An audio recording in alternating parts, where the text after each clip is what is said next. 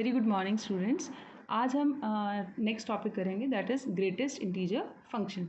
Greatest integer function होता क्या है? अगर आपके पास कोई भी एक आर्बिट्रेरी नंबर है x, then we define greatest integer value of x, greatest integer function of x as the largest integer, ऐसी सबसे बड़ी इंटीजर जो या तो इस x से क्या होएगी, लेसर या उसके इक्वल। सो हम इस सिंबल से ग्रेटेस्ट इंटीजर फंक्शन को डिनोट करते हैं और किस तरह से डिफाइन करते हैं इसको। इट इज़ द इंटीजर, पहली चीज़ ये क्या है, इंटीजर है। और कैसी इंटीजर है? सबसे बड़ी ऐसी इंटीजर जो या तो इस x के क्या होएगी, इक्वल, या उससे लेसर।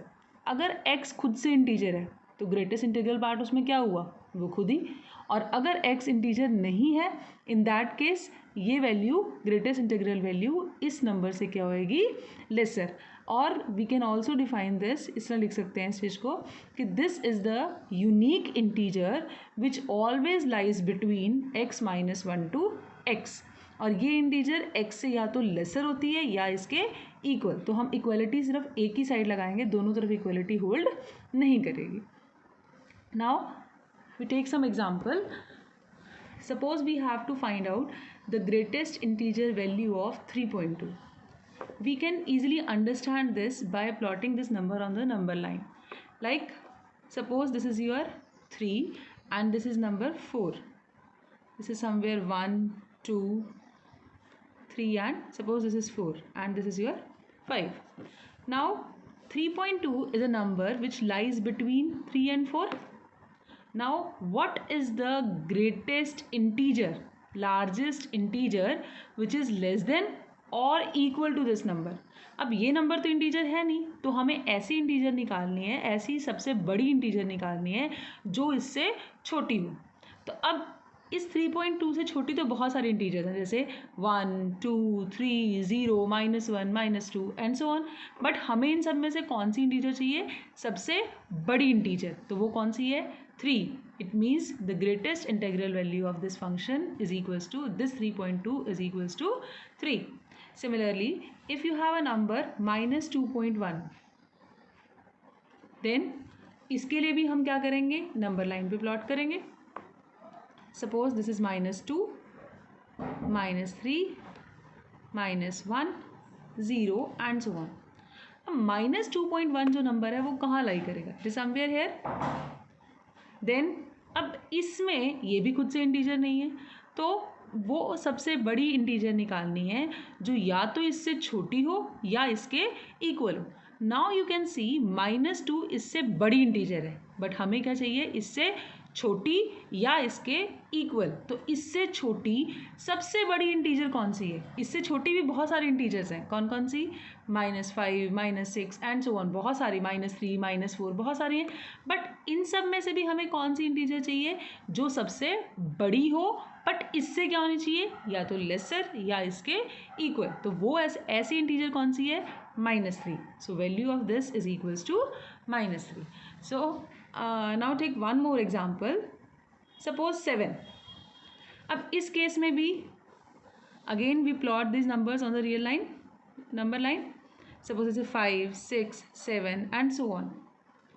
अब 7 इज एग्जैक्टली दिस नंबर और हमें ऐसी इंटीजर निकालनी है जो या तो इससे छोटी हो या इसके इक्वल हो। इन this case 7 itself is an integer, therefore the greatest integral part in this case is equals to 7, क्योंकि इससे छोटी तो और बहुत सारी इंटीजर हैं, कौन कौन सी, 6 भी है, 5 भी है, बट हमें इसके इक्वल वाली इंटीजर भी चेक करनी है। 7 itself is an integer, therefore the integral part of this is equals to 7. So in this way we can calculate कि किसी भी नंबर के कॉरस्पॉन्डिंग उसका ग्रेटेस्ट इंटीजर फंक्शन की वैल्यू, उसकी ग्रेटेस्ट इंटीजर फंक्शन की वैल्यू क्या होगी। And this is a symbol जो हम यूज़ करते हैं किसके लिए, ग्रेटेस्ट इंटीजर फंक्शन के लिए। नाउ एक चीज़ इससे हमने और देखी कि हम किसी भी नंबर को, कोई भी नंबर अगर x है उसको हम कैसे लिख सकते हैं, the number which is greatest integer value of that number plus theta, where theta always lies between 0 to 1. किस तरह से, like you have this number 3.2, this can be written as 3 plus 0.2, where this 0.2 lies between 0 to 1 and this 3 is the greatest integral value of this function, this value. Now next minus 2.1. अगर मैं minus 2.1 की बात करूँ तो इसको कैसे लिख सकते हैं? This can be written as -3 plus 0.9. We can write it like this, where 0.9 is a number lies between 0 to 1 and this is the greatest integral part of minus 2.1. So every number, कोई भी number हो उसको हम कैसे लिख सकते हैं? इसका maximum greatest integral part plus theta, where theta is a fractional part and that fractional part always lies between 0 to 1. Now using these definitions and this result, we will prove some result first. First result is, let x and y be any two real numbers, then first property we have to prove that integral part of x always less than equal to x and less than integral part of greatest integral part of x plus 1. Now how will you prove this? जैसे हमने greatest integral function की definition define की थी तो हमने क्या कहा था कि the greatest integral function always lies between, किस किस में लाई करता है? x माइनस 1 से x के बीच में लाई करता है. अगर मैं पूरी इक्वेशन में 1 ऐड कर दूँ, फर्स्ट इक्वेशन में पूरी इक्वेशन में हमने क्या किया? 1 ऐड कर दिया, तो क्या आएगा हमारे पास? x is less than integral part of x plus 1. इसमें प्लस 1 ऐड किया तो ये x ही बचेगा, माइनस प्लस 1 0 हो जाएगा. लेस देन यहाँ पे integral part of x plus 1 and this is x plus 1. This is your second equation. Now using these two equations अगर मैं इनको कंबाइन करूँ तो क्या आएगा? x minus 1 is less than integral part of x which is less than equal to x and here x is less than integral part of greatest integral part of x plus 1 and which is further less than equal to x plus 1. From this what we get? The thing which you required, that is found from here. क्या आया? Greatest integral function of x is less than equal to x is less than greatest integral part of x plus 1. So hence we prove this result. Now the second case, again x and y are any two real numbers. Then अगर x y का case बाद में आएगा, if m is any integer. Next result is, अगर m कोई भी integer है then greatest integral part of x plus m is equals to greatest integral part of x plus m. मतलब किसी भी नंबर में अगर हम एक इंटीजर ऐड कर दें तो उसका ग्रेटेस्ट इंटीग्रल पार्ट किसके इक्वल होगा? जो गिवन नंबर था उसका greatest integral part plus m itself which is an integer. Now to prove this result, first we take x क्या था? हम किसी भी नंबर x को कैसे लिख सकते हैं? इसका greatest integral part plus theta, where theta lies between 0 to 1. So we can write x here, greatest integral part of x plus theta, where theta lies between 0 to 1. Now what is your x plus m? इस value में m क्या हो जाएगा? Add. Again theta lies between 0 to 1. Now इसका greatest integral part क्या होगा? एक चीज़ बहुत समझने वाली है यहाँ पे. बेसिकली यहाँ पर हम कहते हैं x में जो फ्रैक्शनल पार्ट था उसको छोड़ दो तो जो बाकी बचा that is your greatest integer function. So now using this term here what we get, इसका ग्रेटेस्ट इंटीग्रल पार्ट क्या होगा? जो इसमें फ्रैक्शनल पार्ट है वो छोड़ दो, बाकी वैल्यू हमारी क्या बनेगी? Greatest integer value function. तो इट मीन्स इस फंक्शन की, इस वेरिएबल की x प्लस एम की ग्रेटेस्ट इंटीग्रल वैल्यू क्या होगी?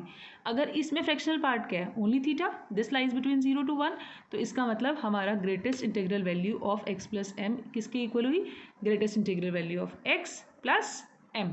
क्यों? क्योंकि हमने फ्रैक्शनल पार्ट को ही छोड़ना है. वही फ्रैक्शनल पार्ट होता है जो 0 और 1 के बीच में लाई कर रहा है, तो उसका ग्रेटेस्ट इंटीजर वैल्यू क्या आएगी? इसकी ग्रेटेस्ट इंटीजर वैल्यू क्या आएगी? You can see this from here कि अगर मैं सिर्फ थीटा की बात करूँ, theta lies between 0 to 1. Theta कहीं यहाँ लाई कर रहा है तो इसमें ग्रेटेस्ट इंटीग्रल पार्ट कितना है? That is only 0. तो इट मीन्स इसका ग्रेटेस्ट इंटीग्रल पार्ट 0 और ये दोनों ऑटोमेटिकली पहले ही इंटीजर हैं. ये तो होता ही इंटीजर है, m हमें इंटीजर गिवन है. तो इंटीजर के केस में हमने क्या कहा था? उसका ग्रेटेस्ट इंटीग्रल पार्ट क्या होता है? The integer itself. तो इसका मतलब इसका ग्रेटेस्ट इंटीग्रल पार्ट क्या आया? Greatest integral part of x plus m. The next case is greatest integral part of x plus greatest integral part of y is less than equal to greatest integral part of x plus y, which is less than equal to greatest integral part of x plus greatest integral part of y plus 1. Now you have to prove this result. How will you prove this? Now we have two numbers, x and y. Both are real numbers. So it means x can be written as the greatest integral part of x plus theta 1, where this fractional part always lies between 0 to 1. Similarly, y is also a real number. So we can write this as greatest integral part of y plus theta 2, where theta 2 also lies between 0 to 1. Now what we have to calculate? We have to calculate x plus y. So x plus y क्या आएगा? Greatest integral part of x plus greatest integral part of y plus theta 1 plus theta 2. अब ये theta 1 plus theta 2 कहाँ लाई कर रहा है? जब theta 1 और थीटा 2 की वैल्यू 0 और 1 के बीच में लाई कर रही है, तो उनका सम कहाँ से कहाँ तक लाई कर सकता है? 0 से लेकर मैक्सिमम 2 तक. अब अगर ये नंबर 0 से 2 तक लाई कर रहा है, तो इसका मतलब अगर ये नंबर 0 से 1 के बीच में लाई करेगा तो इसका ग्रेटेस्ट इंटीग्रल पार्ट कुछ और होगा, और अगर ये 1 से 2 के बीच में लाई करेगा तो इसका ग्रेटेस्ट इंटीग्रल पार्ट डिफरेंट होगा. So we divide this case into two different parts. कौन कौन से? व्हेन थीटा 1 प्लस थीटा 2 की वैल्यू 0 से 1 के बीच में लाई कर रही है, और व्हेन थीटा 1 प्लस थीटा 2 की वैल्यू 1 से 2 के बीच में लाई कर रही है. Now if this number lies between 0 to 1, so what is the greatest integral part of this function, this value theta 1 plus theta 2? The greatest integral part of this is 0.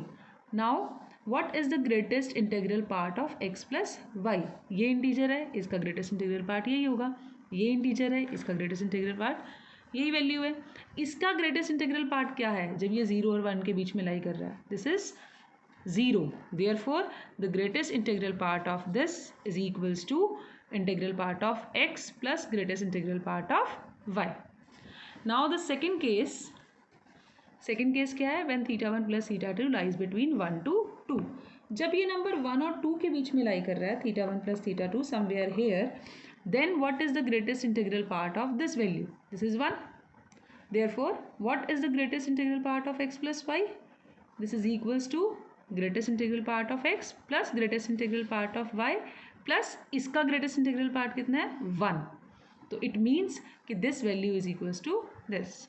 Now from these two what we get कि या तो ये value इसके equal होगी या ये value इसके equal होगी. तो इसका मतलब दोनों से कंपाइल करके हम क्या लिख सकते हैं कि greatest integral part of x plus y can lie between greatest integral part of x plus greatest integral part of y and greatest integral part of x plus greatest integral part of y plus 1, and that what you have to prove. और दोनों में equality, क्योंकि या तो ये इसके equal होगा या इसके इक्वल. अगर इसके इक्वल है तो इससे ग्रेटर हो गया, और अगर इसके इक्वल है तो इससे लेसर हो गया. सो इट मीन्स इस दोनों रिजल्ट्स को कंबाइन करके we can write in this form. Now the next result is prove that greatest integral part of x minus y is less than equal to greatest integral part of x minus greatest integral part of y, which is less than equal to greatest integral part of x minus y plus 1. Now how will we prove this? X again as in the previous case we can write x as integral part of x plus theta 1, where theta 1 lies between 0 to 1, and y can be written as greatest integral part of y plus theta 2, where theta 2 also lies between 0 to 1. Now what is your x minus y? This is equals to greatest integral part of x minus greatest integral part of y plus theta 1 minus theta 2. अब जब हमने इनको add किया था तो ये जो theta 1 plus theta 2 था वो 0 से 2 के बीच में लाई कर रहा था. जब ये सब्ट्रैक्ट हो रहे हैं थीटा 1 और थीटा 2, तो अब इन दोनों का डिफरेंस कहाँ लाई करेगा? We can check. अगर ये 0 है और ये 1 है, 1 के नियर है, देन ये वैल्यू कहाँ जा सकती है? -1 तक जा सकती है. एट द मोस्ट इक्वल नहीं होगी, -1 से ग्रेटर आ सकती है वैल्यू. और अगर थीटा 2 की वैल्यू 0 है और थीटा 1 की वैल्यू 1 है, तो ये मैक्सिमम किसको अप्रोच, 1 के इक्वल नहीं, 1 के नियर है, देन ये वैल्यू मैक्सिमम किसको अप्रोच कर सकती है, 1 को. It means this value lies between -1 to 1. हमने क्या किया, इसकी मिनिमम, इसकी मैक्सिमम और इस चेक की, तो हमारे पास एक वैल्यू आई कि कहाँ से कहाँ तक लाई कर सकती है, और इसके मैक्सिमम कहाँ तक जा सकते हैं और इसकी मिनिमम कहाँ तक जा सकते हैं. तो उनके कॉरस्पॉन्डिंग और बाकी वैल्यूज़ के corresponding we can easily check कि ये वैल्यू कहाँ लाई करेगी, -1 से लेकर 1 तक. Now again to understand it clearly, we plot these numbers on the number line. इसका मतलब जो वैल्यू है वो -1 से 1 के बीच में रहे, बट इन दोनों के बीच में भी एक इंटीजर आ रही है.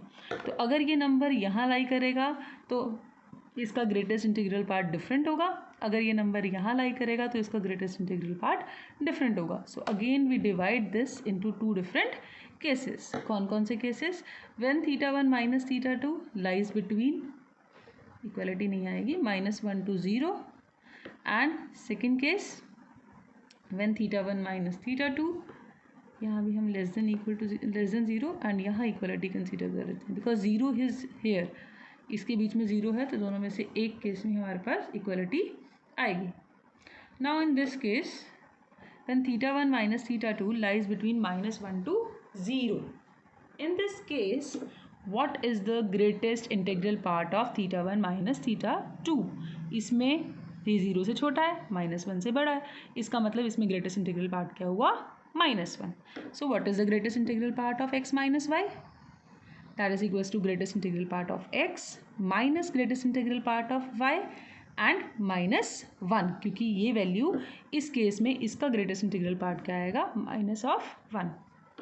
नाउ इन दिस केस क्या करेंगे हम, 0 और 1 के बीच में लाई कर रहा है, तो हमने क्या किया, 0 और 1 के बीच में लाई करेगा तो इसका ग्रेटेस्ट इंटीग्रल पार्ट कितना होगा, 0. देयरफॉर क्यों, इस नंबर से छोटी सबसे लार्जेस्ट इंटीजर क्या है, 0. Therefore what is the greatest integral part of x minus y, that is equals to greatest integral part of x minus greatest integral part of y, and इसका greatest integral part क्या है, 0. therefore what we get, greatest integral part of x minus y is equals to greatest integral part of x minus greatest integral part of y. Now again ये value या तो इसके equal है या इसके equal है, लाइक जैसे हमने पिछले केस में किया था, we can write this value lies between greatest integral part of x minus greatest integral part of y, -1 से कहाँ तक लाई करेगी, greatest integral part of x minus greatest integral part of y. But अभी जो हमने proof करना था वो प्रूफ नहीं हुआ.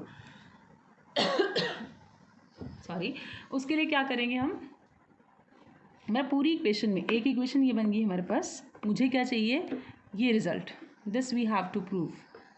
तो इसके लिए हम क्या करेंगे, इस पूरी इक्वेशन में हम 1 ऐड कर देते हैं. अगर हम 1 ऐड करेंगे तो हमारे पास क्या आएगा, greatest integral part of x minus greatest integral part of y. इसमें 1 ऐड किया तो ये 1 क्या हो जाएगा, कैंसिल.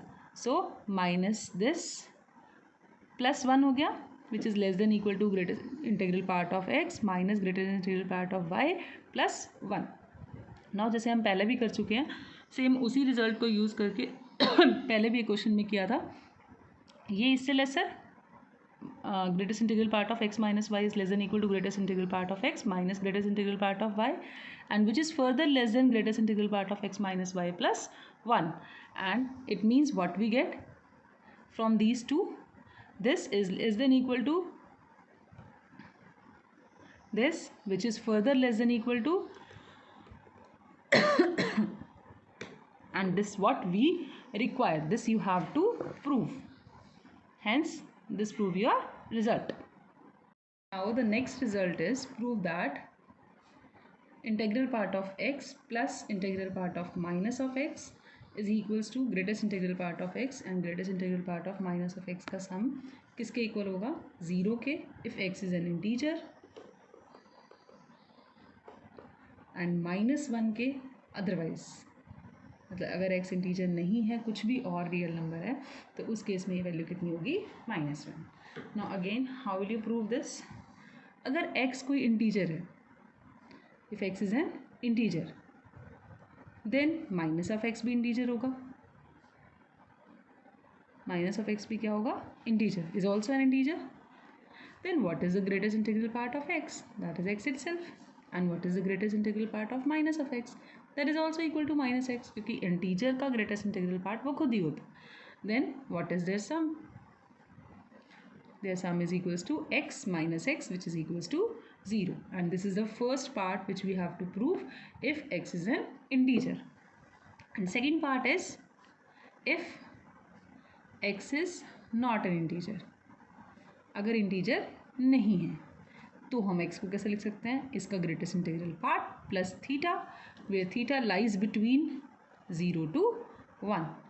नाउ अगर मैं माइनस एक्स चेक करूँ तो इसका मतलब ये पूरी टर्म माइनस से मल्टीप्लाई हो जाएगी। अब थीटा अगर 0 to 1 के बीच में लाई कर रहा है तो माइनस थीटा कहाँ लाई करेगा, that lies between this, minus sign से इसको भी मल्टीप्लाई कर दिया, और जब माइनस साइन से मल्टीप्लाई करते हैं तो हमारी इनइक्वलिटी क्या हो जाती है, रिवर्स। इसका मतलब minus theta lies between -1 to 0.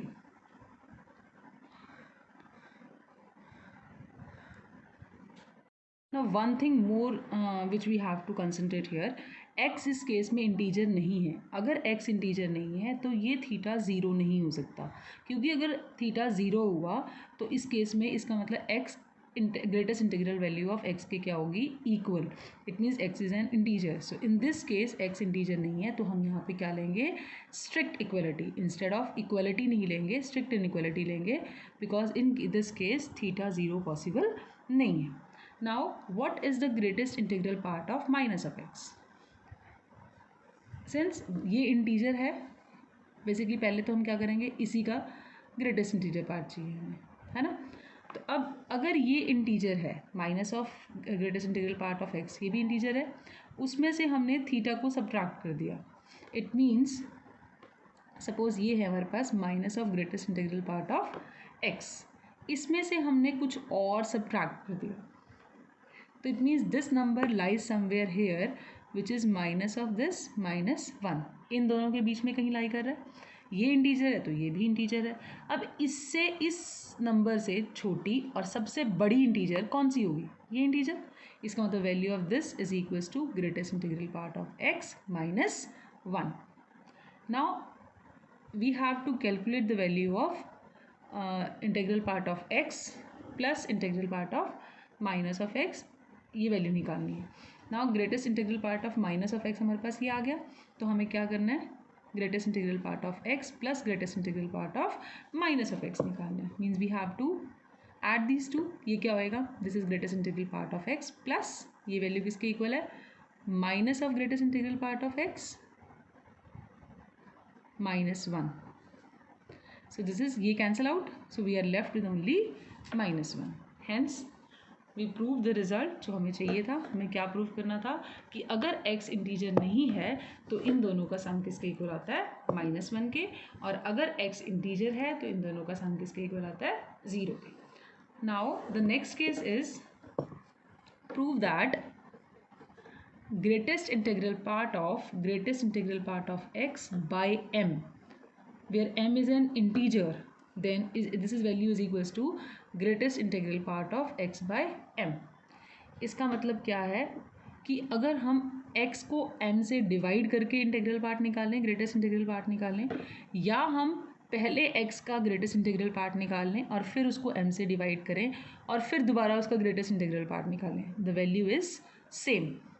So how will you prove this, अब x कोई भी रियल नंबर है तो we can write x as greatest integral part of x plus theta, where theta is a fraction which lies between 0 to 1. Now m integer है, हमें greatest integral part of x, ये भी integer है। अगर हम integer को integer से divide, m से डिवाइड करते हैं तो there exist some quotient and some remainder, where this remainder always lies between 0 to m. Fine. So now what is greatest integral part of x by m? मैं इसको m से divide कर दूँ, q plus r by m which is equals to, और हमें पता है r 0 से m के बीच में लाई कर रहा है तो r by m कहाँ लाई करेगा, this lies between 0 to 1. It means what is the greatest integral part of x by m? हमें जब हमने डिवीजन की तो there exist some integer q and r, ऐसी इंटीजर्स एग्जिस्ट करती हैं जो इस प्रॉपर्टी को क्या करती हैं, सेटिस्फाई। तो q is also an integer, but r/m is a fraction which lies between 0 to 1। तो इसका पूरा इंटेग्रल पार्ट क्या होगा, ग्रेटेस्ट इंटेग्रल पार्ट क्या होगा, तो only value is q। So the value of this is equals to q. Now we have to prove this value is also equal to q. How will you calculate this? हमारे पास x क्या था, x is equals to greatest integral part of x plus theta. Now हमें क्या चाहिए, x by m। x by m पहले इसकी value put कर दें, this is m q plus r by क्या हो जाएगा, m plus theta by m. So we can write this as q plus r plus theta by m. Now as we know, r lies between 0 to m and theta lies between 0 to 1. As r lies between 0 to m and theta lies between 0 to 1, we can write this as, यहाँ lesser है, अगर मैं equality बनाऊँ तो यहाँ क्या हो जाएगा कि r lies between 0 to m minus 1. Then where this r plus theta lies, it lies between 0 to m, m minus 1 plus 1. तो ये कहाँ लाई किया, 0 से लेकर m तक. Now r plus theta by m check करना है मुझे, ये तो इंटीजर है, ये मुझे सिर्फ ये चेक करना है कि ये नंबर कैसा है, ये लाई कहाँ करेगा, 0 से लेकर 1 के बीच में. So it's just a fraction. So it means what we get from here कि greatest integral part of x by m is equals to q, क्योंकि ये, तो इट मीन्स क्या आया हमारे पास यहाँ से कि ये वैल्यू भी q है और ये भी q है. It means both the values are equal. Means कि अगर हम x को m से डिवाइड करके ग्रेटेस्ट इंटीग्रल पार्ट निकालें या उसका पहले ग्रेटेस्ट इंटीग्रल पार्ट निकाल के m से डिवाइड कर लें और फिर से ग्रेटेस्ट इंटीग्रल पार्ट निकालें, दे बोथ आर सेम.